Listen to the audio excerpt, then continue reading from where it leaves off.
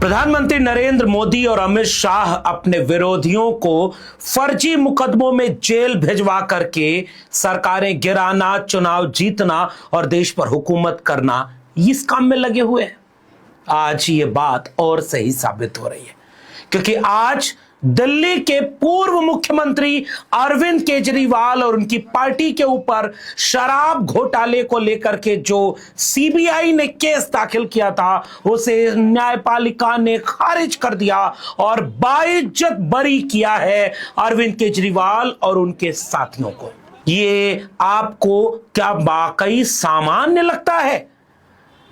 यह बात सामान्य नहीं लगती कि जब बाहर निकले और केजरीवाल ने साफ तौर पर कहा कि अमित शाह और नरेंद्र मोदी ने यह पूरी साजिश रची थी और चाहते थे कि दिल्ली में चुनाव तो नहीं जीत पा रहे हैं, बदनाम करके, जेल डाल करके उनकी सरकार को गिरवा दें और अपनी सरकार बना लें।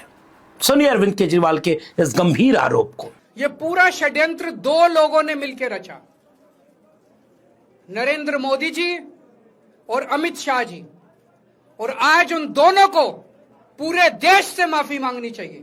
और अरविंद केजरीवाल की ही नहीं, बात तो हेमंत सोरेन की भी होगी।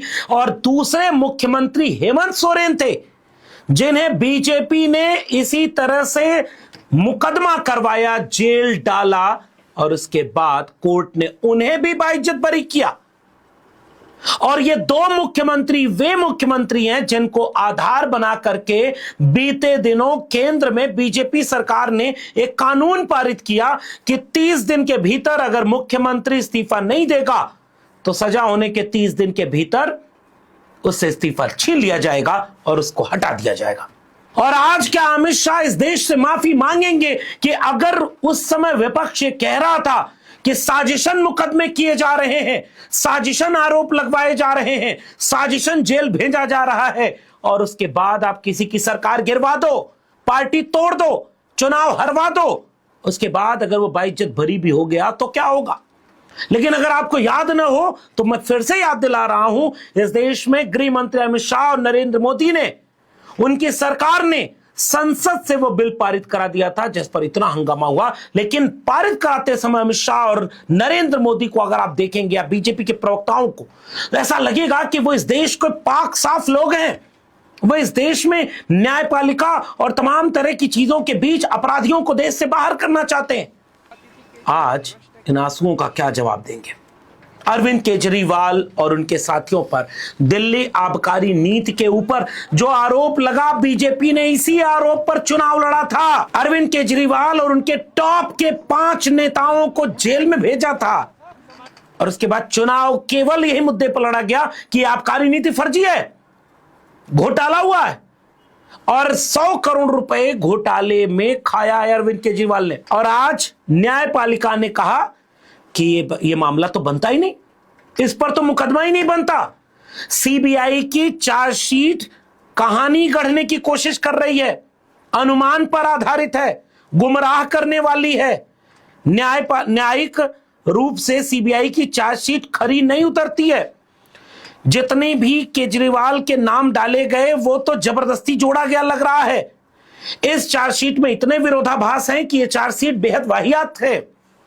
इस तरह की सख्त टिप्पणी की है कोर्ट ने आज। और यही नहीं, कोर्ट ने यहां तक कहा है कि यह जो आबकारी नीति है यह गलत नहीं पाई गई। कैबिनेट मीटिंग हुई, मीटिंग के नोट हैं, सब कुछ है, एक प्रोसीजर के तहत सामूहिक निर्णय लिया गया है और जबरदस्ती इसमें अरविंद केजरीवाल और मनीष सिसोदिया का नाम जोड़ा गया। क्या भारतीय जनता पार्टी माफी मांगेगी? नहीं साहब, भारतीय जनता पार्टी निर्लज्ज पार्टी है, वो माफी नहीं मांगेगी। उसने फिर से ट्वीट किया है, जरा देखिए। इस ट्वीट को देखते हुए आपको समझ में आ रहा है, आपके पाप लोअर कोर्ट से बरी हुए हैं, ऊपर अभी कोर्ट में और सुनवाई होगी। अगर ये सही थे तो लोअर कोर्ट से बरी क्यों हो गए? यहां तक कि न्यायपालिका ने यह टिप्पणी क्यों की कि सीबीआई के आईओ के ऊपर में कार्रवाई होनी चाहिए, विभागीय जांच होनी चाहिए, क्योंकि ऐसा लग रहा है कि पॉलिटिकल विंडेटा के तहत यह काम करवाया गया है। अरविंद केजरीवाल जब पहली बार कोर्ट से बाहर आए तो फफक फफक कर रो पड़े। उसके बाद जब घर पहुंचे तो पत्नी से मिलते हुए रोए, बच्चों से मिलते हुए रोए। फिर प्रेस कॉन्फ्रेंस करके दहाड़ा कि ये मोदी और अमित शाह ने जानबूझ करके ये किया है। सुनिए अरविंद केजरीवाल। ये पूरा षड्यंत्र दो लोगों ने मिलकर रचा, नरेंद्र मोदी जी और अमित शाह जी, और आज उन दोनों को पूरे देश से माफी मांगनी चाहिए। उन दोनों ने मिलकर षड्यंत्र रचा कि आम आदमी पार्टी को खत्म किया जाए, आम आदमी पार्टी को बर्बाद किया जाए, और उस षड्यंत्र के तहत आजाद भारत का सबसे बड़ा और सबसे घिनौना षड्यंत्र रचा उन लोगों ने। वो देख रहे थे कि दिल्ली में वो हमें नहीं हरा सकते, वो देख रहे थे कि दिल्ली की जनता हमारे कामों से बहुत खुश है, वो देख रहे थे दिल्ली में कामों की राजनीति के आधार पे वो कहीं खड़े नहीं होते, तो उन्होंने एक षड्यंत्र रचा। आज अदालत का एक बहुत बड़ा फैसला आया और उस फैसले में आम आदमी पार्टी के नेताओं को पूरी तरीके से बरी कर दिया गया। एक झूठा मुकदमा जो एक्साइज पॉलिसी का लगाया गया था अरविंद केजरीवाल जी के ऊपर, मनीष सिसोदिया जी के ऊपर और बाकी तमाम लोगों के ऊपर, सबको बरी कर दिया गया। यह बहुत बड़ा फैसला है, लेकिन साथ ही साथ यह फैसला यह साबित करता है कि देश की सत्ता पर एक खतरनाक षड्यंत्रकारी, साजिशकर्ता और तानाशाह राज कर रहा है, जिसका नाम है नरेंद्र मोदी। और उस नरेंद्र मोदी ने गहरी साजिश रची देश के सबसे लोकप्रिय ईमानदार मुख्यमंत्री अरविंद केजरीवाल के खिलाफ, देश के सबसे योग्य ईमानदार शिक्षा मंत्री मनीष सिसोदिया के खिलाफ। हमारे नेताओं को जेल में डाला, सड़ाया, उनके परिवारों को कष्ट दिया, उनके चाहने वालों को कष्ट दिया। एक देश की सबसे उभरती हुई ईमानदार पार्टी को बदनाम करने की साजिश रची। प्रधानमंत्री नरेंद्र मोदी जी, अगर आपके अंदर जरा सी भी शर्म हो तो पूरे देश से माफी मांगिए। आप इस देश की प्रगति के लिए बाधा हैं, आप इस देश के उत्थान के लिए बाधा हैं, लोगों के विकास के लिए बाधा हैं। आपको यह देखा नहीं जा रहा था कि दिल्ली में स्कूल कैसे अच्छे हो रहे हैं, अस्पताल कैसे अच्छे हो रहे हैं, क्योंकि आपकी सोच, आपके विचार और आपके गृह मंत्री अमित शाह के विचार विध्वंसकारी हैं। देश का नाश करने वाली सोच है आपकी, विकास करने वाली सोच नहीं है, नाश करने वाली सोच है। ये पूरे वाकये को सुनने के समय मुझे बार बार ये लगता था कि एक समय ऐसे ही मुकदमे लालू प्रसाद यादव, मुलायम सिंह यादव, आदरणीय मायावती जी, इन तमाम नेताओं के ऊपर चलाए गए। कई मामलों में वो बरी हो गए, लेकिन बरी होने पर कभी इस देश की मीडिया ने उन्हें, उनकी छवि को ठीक करने का वापस काम नहीं किया। छवि को बिगाड़ा गया।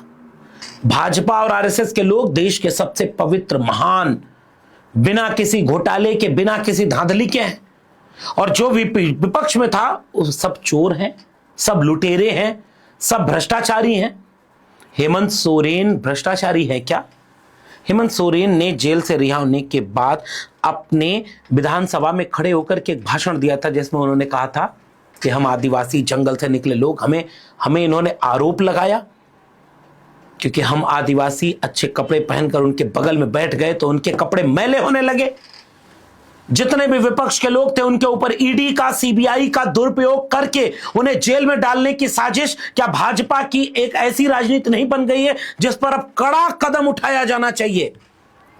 हेमंत सोरेन को जेल में भेजा, चंपई सोरेन मुख्यमंत्री बने, और चंपई सोरेन जो हेमंत सोरेन के इतने पुराने साथी थे, भाजपा ने उनको तोड़ लिया, खरीद लिया, डरा दिया, जो कह लीजिए। बीजेपी में चले गए, आज कहां है पता ही नहीं। वो चले गए, कहते हैं कि ये परिवारवादी पार्टियां हो जाती हैं क्योंकि भाई देखो दूसरे आदमी को बनाया बीजेपी ने, उस आदमी को ही खरीद लिया, पार्टी तोड़ देने की कोशिश थी। ये तो गनीमत है कि हेमंत सोरेन, कल्पना सोरेन और पूरा इंडिया गठबंधन सड़क पर उतर करके चुनाव जीता, वरना बीजेपी पार्टी खत्म कर देती। और आज भी जब दिल्ली में इंडिया गठबंधन का ये तस्वीर देखिए गौर से, अरविंद केजरीवाल की पत्नी, हेमंत सोरेन की पत्नी, पूरा इंडिया गठबंधन, अखिलेश यादव, तेजस्वी प्रसाद यादव, राहुल गांधी, सारे लोग एक साथ खड़े होकर के ये आरोप लगा रहे थे लोकसभा चुनाव के पहले कि ये भारतीय जनता पार्टी लूट रही है लोकतंत्र को। तब बीजेपी कहती थी कि ये सारे लोग भ्रष्टाचारी हैं। आज बीजेपी को शर्म आएगी देश में। बाकी क्या होगा, बीजेपी क्या करेगी क्या नहीं, इसको छोड़िए। आप इस बात को समझ रहे हैं कि नहीं कि भारतीय जनता पार्टी ने इस देश की राजनीति का स्तर कितना नीचे गिरा दिया है? यह बड़ी खतरनाक बात है, और इस खतरनाक बात को कब समझा जाएगा? आप भूल गए होंगे, अजीत पवार का प्लेन क्रैश होता है और उनका भतीजा प्रेस के सामने आकर के कहता है कि मुझे इसमें संदेह लग रहा है। ये वीडियो देखी थी आपने? तो ये सब बेसिक डिटेल्स है। ये एक छोटा सा वीडियो है, मैं अभी आपको दिखा के टाइम नहीं लूंगा, जिसमें 2-3 ब्लास्ट, मेन ब्लास्ट होने के बाद भी वहां पे ब्लास्ट हुए थे। उसमें हमको यही कहना है कि ये जो फ्लाइट जो क्रैश हुआ था, दादा अजीत दादा जहाँ पे बैठे थे उनके पीछे टॉयलेट सेक्शन होता है, उसके पीछे एक एरिया होता है जहाँ पे बैग्स रखे जाते हैं। तो वहां पे एडिशनल पेट्रोल के कैंस वहां पे रखे गए थे, ऐसे हम सबका कहना है। और उसके कारण ही मेन जो आग लगी थी वो वहां पे होने के कारण ही आग लगी थी, ऐसे हम सबका कहना है। तो ये चीज इन्वेस्टिगेशन करने की वहां पे जरूरत है। और दूसरी बात, इस प्लेन में अननेसेसरीली ये जो तेल होता है या पेट्रोल होता है वो ज्यादा भरा था, क्योंकि वो आगे जाके अगर हैदराबाद जा रहे थे या जो दूसरा उनका लैंडिंग स्ट्रिप था वहां पे वो जाने वाले थे, वहां पे भी वो फिल कर सकते थे। लेकिन मुंबई से जब निकले थे तभी उन्होंने इतना पेट्रोल भरा था। कि क्यों भरा था, ऐसा हमारा प्रश्न है। कि कुछ ये प्लान्ड ही था, प्री प्लान्ड ही था, ये मुद्दा इसके माध्यम से हमने यहाँ पे प्रस्तुत किया। अभी ये एक विषय है जो इंटरनली हमने वहां पे निकाला है, फ्यूल इम्बैलेंस सीएस मैसेज। ये आया था उस दिन फ्लाइट उड़ने के पहले, फिर भी पायलट ने इसको नजरअंदाज किया। अभी ये नो गो होता है, ये अगर मैसेज प्लेन देता है तो आप फ्लाइट को उड़ा ही नहीं सकते। एक तो जो वहां का विजिबिलिटी था वो तो इम्पोर्टेंट विषय है, वो कम होते हुए भी ये फ्लाइट उड़ाया गया। और दूसरी बात, ये वहां पे मैसेज आया था, इसे हम सबको पता चला, इसके इन्वेस्टिगेशन करने की जरूरत है आगे। इसके बाद भी आपको लगता है कि विपक्ष में सब जायज है? उद्धव ठाकरे को नहीं डरा पाए, खरीद पाए, तो एकनाथ शिंदे बनाकर पार्टी तोड़ दी, अजीत पवार को पार्टी तोड़वा दी। जहां जहां परिवार में कलह पैदा करना था परिवार में पैदा करा। समाजवादी पार्टी और राष्ट्रीय जनता दल और परिवार में कलह पैदा करवा दी बीजेपी ने। तो बीजेपी क्या इस देश के लोकतंत्र को भीतर से घुन की तरह खोखला कर रही है? यह तो गनीमत है कि न्यायपालिका में अभी भी थोड़ा सा जमीर बाकी था कि उन्होंने यह फैसला सुना दिया। बाकी क्या होगा? जहां चुनाव न जीतो वहां उनके ऊपर निजी हमला करो, उनकी पार्टी तोड़ो, उनके नेताओं को जेल भेज दो। इसलिए अब इस देश के नागरिकों को जरा ठहर कर सोचना होगा। ये वही यूजीसी कानून था जिसको कह रहे थे दुरुपयोग होगा, दुरुपयोग होगा, दुरुपयोग होगा। ये तो सीबीआई का दुरुपयोग हो रहा है और उसका साफ उदाहरण आपके सामने है। इस दुरुपयोग को कैसे रोकेंगे आप? और वो लोग जो यूजीसी कानून का इसलिए विरोध कर रहे थे। और जाते जाते इन तस्वीरों को जरा देख लीजिए, देश के टॉप के यूनिवर्सिटी जवाहरलाल नेहरू विश्वविद्यालय की तस्वीरें। जाने कितनी बार जवाहरलाल नेहरू विश्वविद्यालय के छात्र आंदोलन करते हुए कैंपस के बाहर निकले, मशाल जुलूस निकाले, जुलूस करते हुए शिक्षा मंत्रालय तक आते थे, लड़ते थे और सरकार से सवाल करते थे। इस बार जेएनयू-एसयू को रस्टिकेट कर दिया। जवाहरलाल नेहरू विश्वविद्यालय की कुलपति ने दलितों को गाली दी। प्रतिक्रिया में जब प्रोटेस्ट मार्च निकला, पुलिस खड़े होकर बेरहमी से पीट रही थी। सादे वर्दी में पुलिस वाले थे या गुंडे थे कोई बाहरी, जो इतनी बेरहमी से छात्रों को पीट रहे थे। 14 छात्रों को जेल में भेज दिया है। जेएनयू-एसयू के वर्तमान और पूर्व के पदाधिकारियों समेत छात्रों को जेल भेज दिया है। अब मुकदमा चलेगा। क्या भारतीय जनता पार्टी अपने विपक्ष से इस तरह से लड़ना चाहती है? पूरे देश के लोगों को आंख खोल करके इन तस्वीरों को देखना चाहिए और माफी मांगनी चाहिए इस देश के लोगों को विपक्ष से कि उन्होंने बीजेपी के कहने पर उनकी छवि को वही मान लिया जो बीजेपी चाहती थी। वो टेलीविजन चैनल वाले माफी मांगेंगे क्या जो कोई न्यूज की पाठशाला चलाकर कहता था ऐसे घोटाला हुआ? घंटों टेलीविजन पर डिबेट हुई। जब जब विपक्ष के ऊपर कोई झूठा आरोप लगा, घंटों टेलीविजन ने डिबेट करके उस झूठे आरोप को सही साबित करते हुए गांव-गांव प्रचार किया। माफी मांगेंगे ये टीवी चैनल, माफी मांगेगी भारतीय जनता पार्टी, माफी मांगेंगे वे लोग जो बीजेपी के इशारे पर सब इन राजनीतिक लड़ाई लड़ रहे लोगों को ही विलेन बना दिए। माफी भी मांग लोगे तो क्या होगा? लोकतंत्र का जो नुकसान हो गया उसकी भरपाई कैसे होगी? जिन राजनीतिक दलों से लड़ ना पाओ उनकी पार्टी तोड़ दो, उनके नेता को जेल भेज दो, उनके नेता को अपमानित करो, बेइज्जत करो। अखिलेश यादव का घर गंगाजल से धुलवाओ, उनके घर में झगड़ा करवाओ, तेजस्वी के घर में झगड़ा कराओ, चुनाव लूट लो 10,000 रुपया दे करके, हेमंत सोरेन को जेल में डाल दो और केजरीवाल और पूरी पार्टी को जेल में डाल दो। ये लोकतंत्र के लिए शुभ नहीं है। कितने और उदाहरण चाहिए होंगे इस देश के नागरिकों को यह सोचने के लिए कि भाजपा देश के लोकतंत्र को घुन की तरह खोखला कर रही है। मेरी बात से सहमत है या नहीं, अपनी प्रतिक्रिया नीचे जरूर बताइएगा। वीडियो जरूरी लगे तो शेयर करिएगा। फिलहाल इस वीडियो में इतना ही। मेरे चैनल को सब्सक्राइब नहीं किया तो जाते थे चैनल को सब्सक्राइब करना मत भूलिएगा। बेल आइकॉन यानी घंटी बटन दबाएंगे तो अगली वीडियो की सूचना मिलेगी। ज्वाइन करेंगे तो मैं ताकत और हिम्मत मिलेगी। अगर आप इस वीडियो को ट्विटर यानी एक्स या फेसबुक पर देख रहे हैं तो मैं फॉलो करना मत भूलिए। फिर मिलेंगे, तब तक के लिए बहुत बहुत धन्यवाद।